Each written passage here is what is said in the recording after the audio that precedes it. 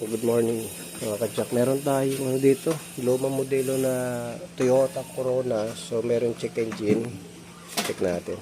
So ayan mga kadyak, yung kita natin yung E1 at saka TE1. Itong bandang gitna at saka ito.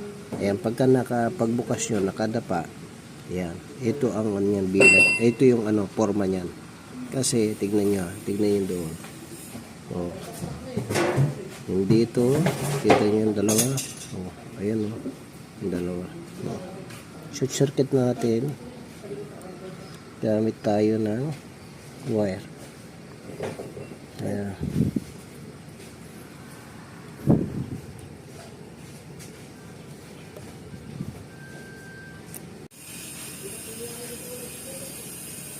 Ayan.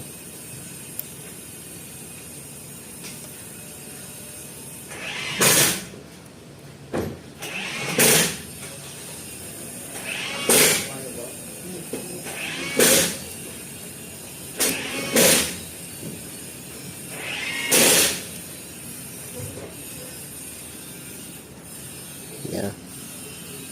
Ayan. E1, TE1. Ayan. Tsaka natin on.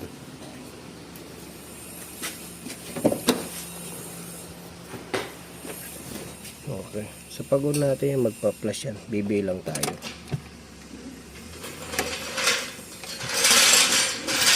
1, 2. So, ito lang. Tignan nyo. Tignan nyo mga kadyak. 1, 2. 1, 2. Yeah. 1, 2. Tapos 1, 2. So, yan ang ano, 22. Tapos mag-stop siya. So, tignan nyo. 1, 2. Isa pa. 1, 2. So, 22 ang code natin. Patay na natin.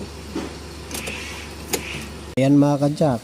Kung ano, hindi nyo malaman kung saan, punta na lang kayo sa Google, no? I-Google nyo na lang, ayun. Nakalagay water pump, temperature, sensor circuit, malfunction. So, i-check natin yung may kinalaman sa temperature sensor natin. So, 22. Ayun, no? Upon checking, kaya may check engine ito. Oh, na temperature niya.